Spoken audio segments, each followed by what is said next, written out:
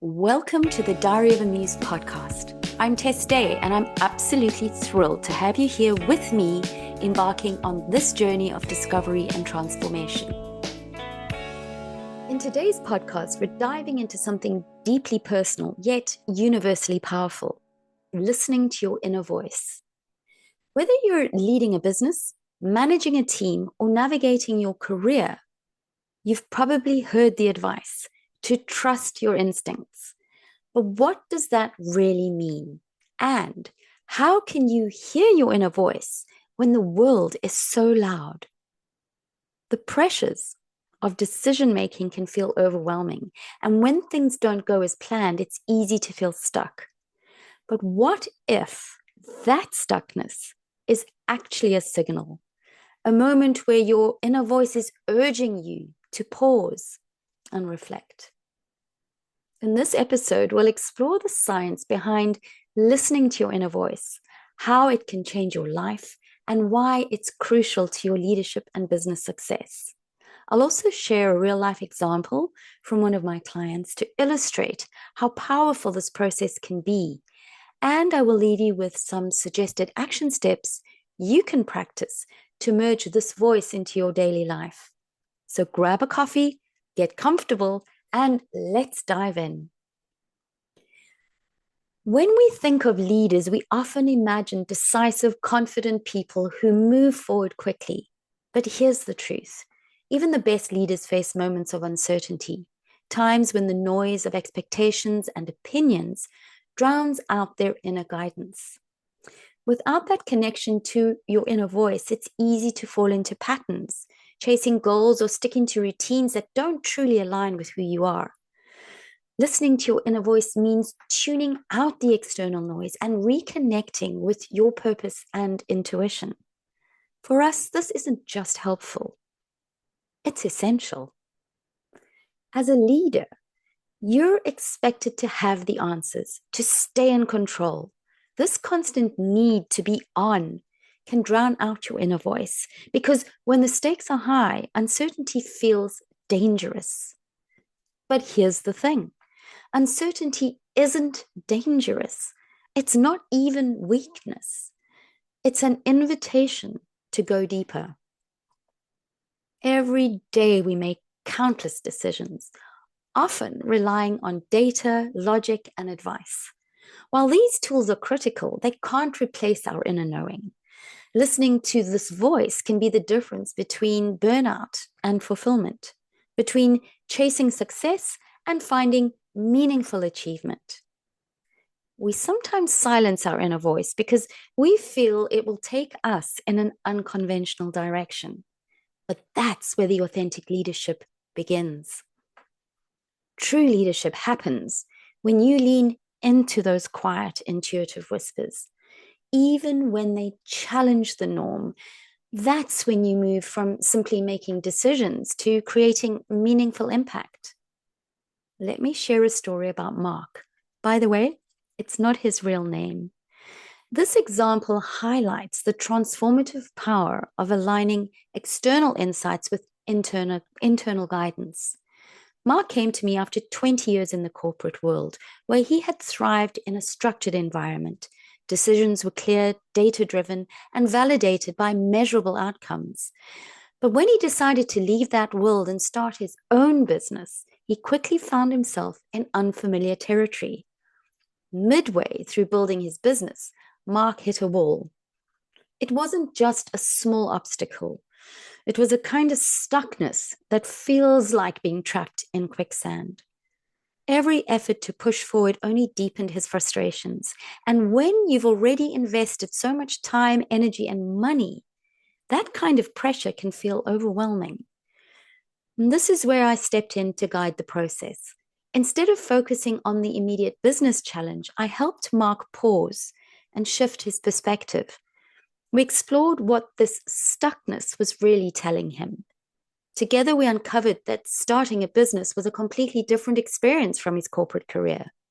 Without the familiar structures and feedback loops he was used to, Mark now faced the unfamiliar. Space to reflect and listen to his own inner voice. At first, this felt uncomfortable for Mark. He was so accustomed to external validation that relying on gut feelings and intuitive guidance felt foreign. So I guided him step by step, helping him recognize and trust his inner voice. We used reflective exercises, open conversations, and moments of quiet to create clarity.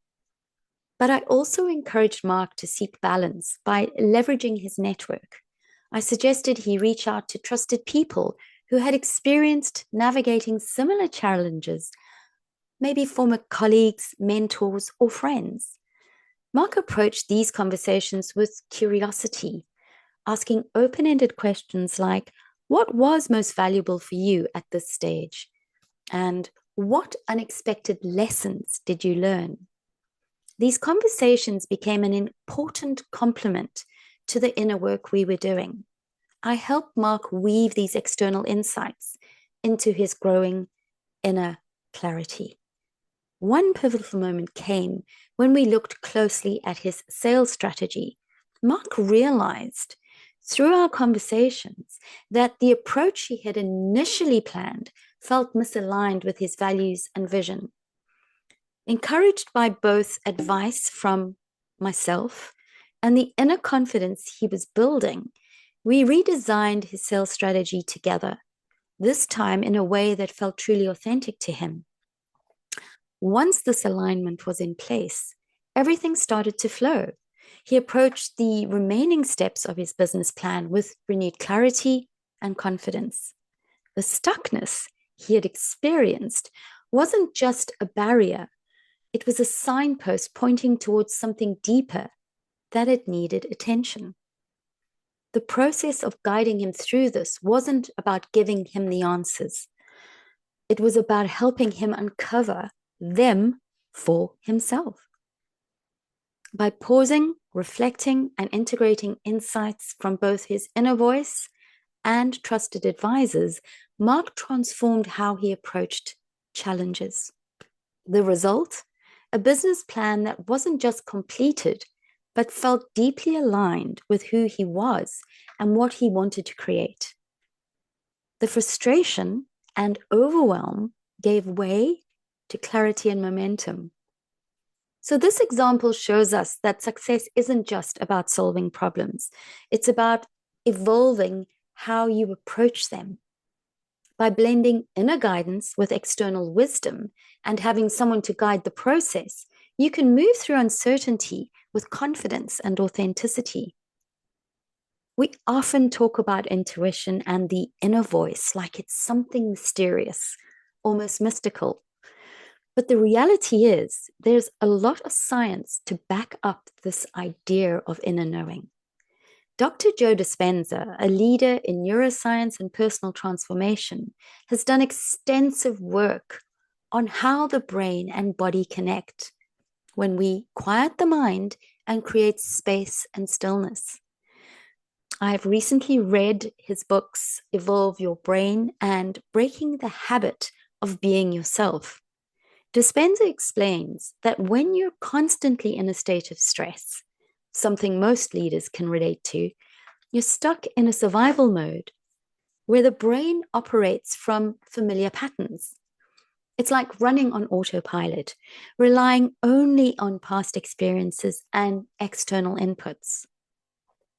But when you intentionally create space for stillness, you activate different parts of your brain, specifically the frontal lobe, which is the creative and higher thinking part of your brain. This is where the magic happens and where your intuition lives. So when we talk about listening to your inner voice, it's not just about trusting your gut. It's about shifting your brain out of stress mode and into a more creative, problem-solving state. We're people first. And just like anyone, our brain needs time to recalibrate and connect with deeper wisdom. So why is this process so transformative? Because it allows you to live and lead authentically. When you listen to your inner voice, you make aligned decisions. Instead of following external expectations, you follow what feels true to you. You reduce stress. You stop fighting against the current and start flowing with what feels right. You unlock creativity. By stepping out of survival mode, you access new ideas and possibilities that were previously hidden. But the biggest change is this. You start living a life that feels meaningful. It's not just about achieving goals. It's about creating a life and business that reflect who you truly are. Now, let's get practical. How do you actually start listening to your inner voice? Here are 3 simple steps that you can begin with. The first one is to create space for stillness.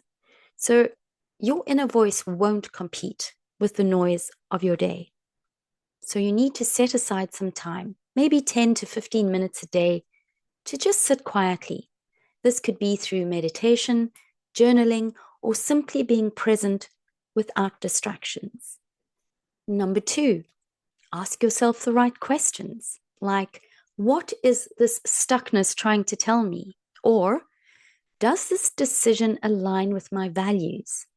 These types of questions help you connect with deeper insights. The key is to listen without judgment and don't rush it. When we are tapping into something we haven't done before, it can require a little patience to allow it to show up. And number 3, trust the process. When your inner voice speaks, it may not make immediate sense. Trust it anyway.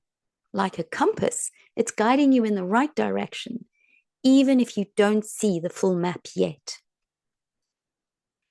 Listening to your inner voice isn't just about business or leadership. It's about creating a life that feels aligned and authentic. So ask yourself, are you ready to pause and listen? Are you ready to step out of survival mode and into creation mode? If you've been feeling stuck or unsure, maybe this is the moment to trust your inner guide. Thank you for joining me. If this episode resonated with you, I encourage you to just take 10 minutes this week to create stillness and ask your inner voice what it's trying to tell you. Share this episode with someone who might need to hear it. And remember, your inner voice is always there, waiting to guide you.